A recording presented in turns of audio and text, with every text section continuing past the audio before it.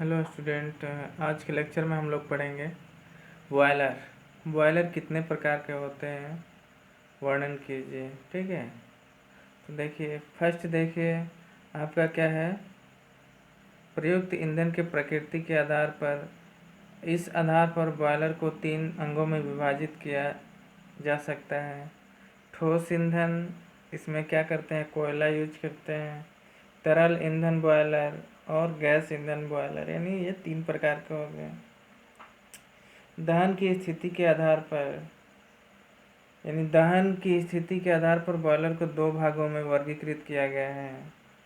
पहला जो है अंतर्दहन और दूसरा क्या है, बाह्य दहन बॉयलर।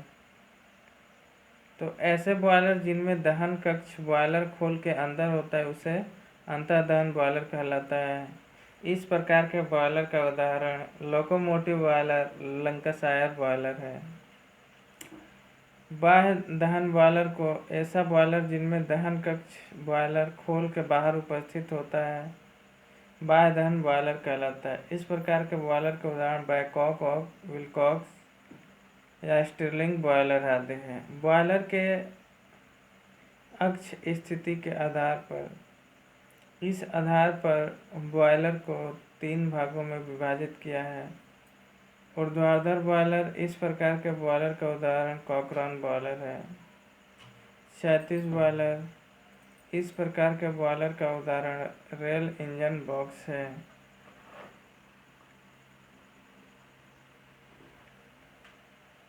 नथ बॉयलर, इस प्रकार के बॉयलर का उदाहरण स्टिरलिंग बॉयलर है। 4th नंबर देखते हैं, बॉयलर के अंदर गर्म गैसों व जल के प्रवाह के आधार पर, इस आधार पर बॉयलर को 2 भागों में विभाजित किया जा सकता है। ठीक है।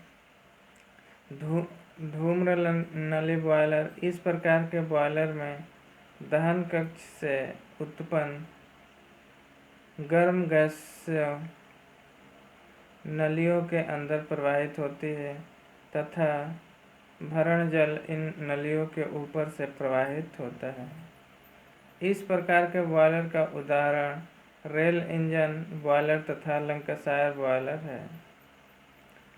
जल नली बॉयलर, इस प्रकार के बॉयलर में भरण जल नलियों के भीतर प्रवाहित होता है तथा दहन के पश्चात उत्पन्न गर्म गैसें इन नलियों के ऊपर से प्रवाहित होती है। इस प्रकार के बॉयलर उदाहरण बैकॉक, विलकॉक बॉयलर एवं स्टिरलिंग बॉयलर हैं। ठीक है, अब देखिए हम लोग पढ़ते हैं कूलिंग टावर की अवधारणाएं। कूलिंग टावर की दक्षता ज्ञात करने हेतु फैक्टर्स लिखिए। कूलिंग टावर की अवधारणाएं रेफ्रिजरेशन प्रक्रिया में रेफ्रिजरेंट द्रव ठंडी करने वाली वस्तु या स्थान से ताप लेकर वाष्प बन जाता है। इस वाष्प का पुनः उपयोग करने के लिए आवश्यक है कि वाष्प का तापमान कम किया जाए जिससे वाष्प द्रव में परिवर्तित हो जाए और उसे पुनः उपयोग में लाया जा सके। द्रव में परिवर्तन करने के लिए ठंडे पानी की आवश्यकता होती है। कंडेंसर के वाष्प रेफ्रिजरेंट को द्रव में परिवर्तित करने में ठंडा पानी गर्म हो जाता है। इस गर्म पानी को ठंडा करने के लिए भिन्न भिन्न उपाय किए जाते हैं। उसमें एक विधि कूलिंग टावर की भी है। कूलिंग टावर के ऊपरी भागों से गर्म पानी गिराया जाए तो वायु के संपर्क में आने वाले पानी ठंडा हो जाता है। पानी नोजल से निकलता है और प्राकृतिक वायु द्वारा ठंडा होकर नीचे एकत्रित होता है। इससे वायु में नमी होती है।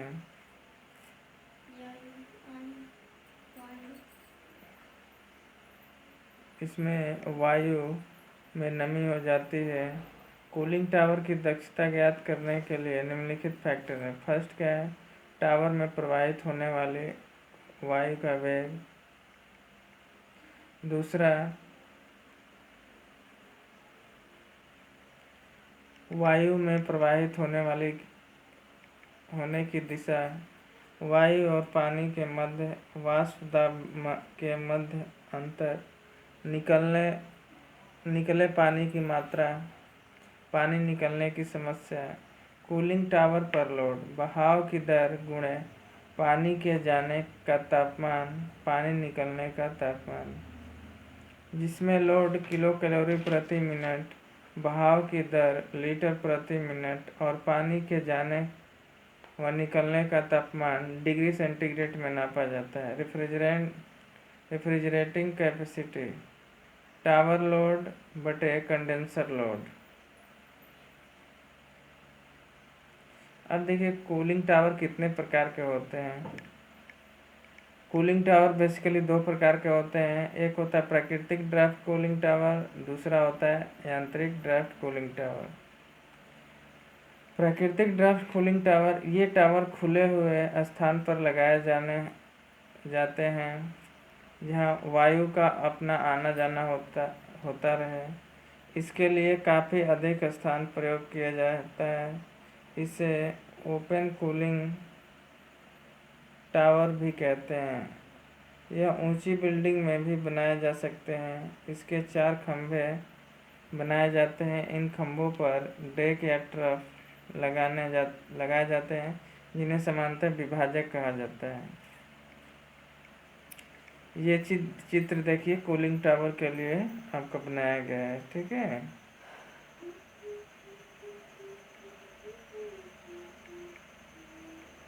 ये विभाजक लकड़ी, टायर, सख्त कपड़े की के बने होते हैं। छोटे छोटे टायरों में से कपड़े की 0.35 सेंटीमीटर मोटी बनाई जाती है और बड़े कूलिंग टावर के विभाजक लकड़ी के प्रयोग किए जाते हैं।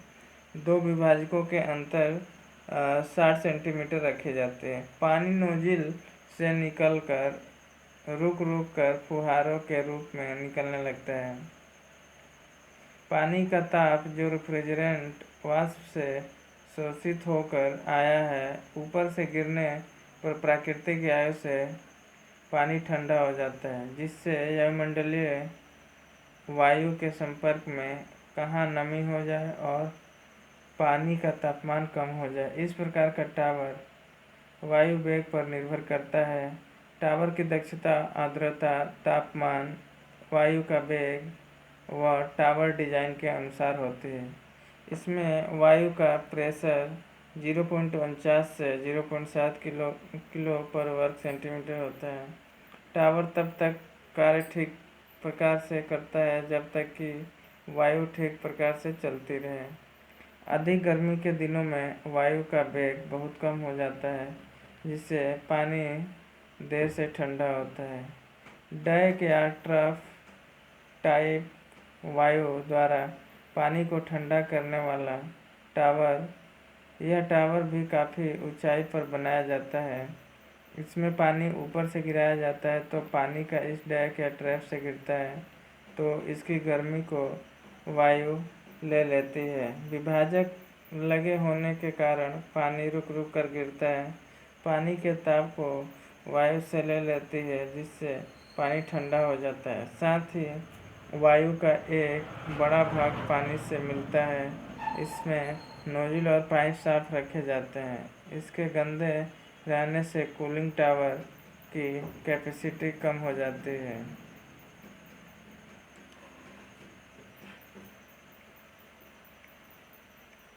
ठीक है। यांत्रिक ड्राफ्ट कूलिंग टावर, इस विधि कूलिंग टावर प्राकृतिक वायु से कोई कार्य नहीं होता है, वरना वायु को किसी योग्य या ब्लोअर से उत्पन्न करके कंडेंसर को भेजा जाता है, जिससे पानी कम समय में काफ़ी ठंडा हो जाता है। ये 2 प्रकार के होते हैं। पहला इंड्यूस्ड ड्राफ्ट कूलिंग टावर, इसमें पंखा टावर के द्वारा वायु को अपनी ओर खींचा जाता है। इंड्यूस्ड ड्राफ्ट कूलिंग टावर दिखाया गया है कि इसमें फैन ऊपर की ओर फैन ऊपर की ओर लगता है, टैंक में पानी भरा होता है, नोजल के द्वारा पानी ऊपर से गिरता है, एक साइड में वायु प्रवेश करती है, फैन उस वायु की अपनी ओर खींचता है और बाहर निकलता है। वायु पानी में होकर जाती है, जिससे पानी की गर्मी वायु लेकर बाहर निकल जाती है। पानी नीचे से बाहर निकलता है और सेंट्रीफ्यूगल पंप के द्वारा पानी ऊपर की ओर जाकर नोजल के द्वारा विभाजित हो जाता है।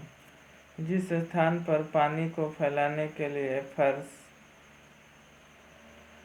काफ़ी बाहर हो तो वहाँ पंखे ब्लोअर लगाने की आवश्यकता नहीं है। इस प्रकार के टावर बेहद खर्चे में ही लगाया जाता है। यह बिल्डिंग की छत बड़ी हो और कुछ अंतर पर सीढ़ियों से बनी हो तो वहाँ पानी ठंडा किया जा सकता है।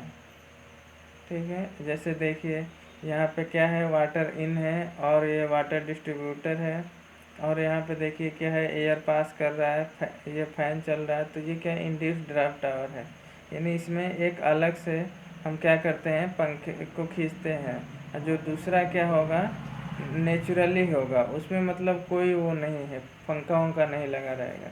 जो फोर्स ड्राफ्ट कूलिंग टावर, इस विधि से टावर के सिरे से निकल जाती है। इस पर चाहेंगे कि वायु का तापमान और द्रव्य पर कोई प्रभाव न पड़े, जैसे कि आपको दिखाया गया है। इसमें ऊपरी सिरे पर एलिमिनेटर लगा होता है। पानी स्प्रे नोजल द्वारा नीचे की ओर गिरता है।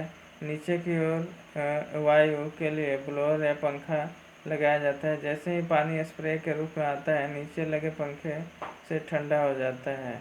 यह ठंडा पानी एकत्रित होता है और फिर इसे कंडेंसर में प्रयोग किया जाता है। समांतर टावर में लड़खड़ाती लकड़ी की पतली पट्टी पड़ी होती है, जो अधिक सफेंस पर पानी के गिरने को रोकती है। इससे वायु के साथ अधिक स्पर्श बना रहता है। कंडेंसर का पानी ठंडा रहता है, जबकि वायु गर्म रहती है और उसकी वाष्प बढ़ जाती है। वायु में पानी की नमी को कम से कम करने के लिए एलिमिनेटर प्रयोग किया जाता है। ठीक है, जैसे कि आप चित्र में देख रहे हैं, यहाँ फैन चलाया जाता है और ये ऊपर की ओर होता है और ये ठंडा हो जाता है। ठीक है, और ये वाटर आउट हो जाता है, यहाँ से इन होता है। चलिए, कूलिंग टावर में ऊर्जा बचत हेतु सुझाव, क्या क्या करने चाहिए कि ऊर्जा बचत हो। कूलिंग टावर्स में ऊर्जा की बचत के लिए निम्नलिखित उपाय हैं। समग्र शीतलन प्रणाली की जांच करें। किसी भी प्रकार की असामान्य ध्वनि सुनाई देने पर उसे ठीक करने का प्रयास करें। किसी भी कार्य को शुरू करने से पहले कर्मियों की सुरक्षा हेतु लॉकआउट और टैग आउट प्रक्रियाओं का पालन करवाना चाहिए। मोटर स्विच बंद करना सुनिश्चित करें। प्रणाली को संभवतः समस्याग्रस्त सामग्री से मुक्त रखने हेतु स्ट्रेनर्स और फ्लैप को निरीक्षण, मलबे का निरीक्षण और उसकी सफाई करें। स्केल एवं बिल्ड क्षमता को बढ़ाने हेतु वितरण प्रणाली का निरीक्षण, कुंडली की सतह पर पूरी तरह गीली न हो, नोजल और दरारों की जांच करें। वांछित दल निस्पंदन सुनिश्चित करने से गंदगी को सिस्टम से हटा फेंकें या रोकें। हर 3 महीने पर पंखे के शाफ्ट को लुब्रिकेट करें। आज के लिए क्लास स्टूडेंट इतना ही। अगला चैप्टर हम नेक्स्ट क्लास में पढ़ेंगे। थैंक यू क्लास, धन्यवाद।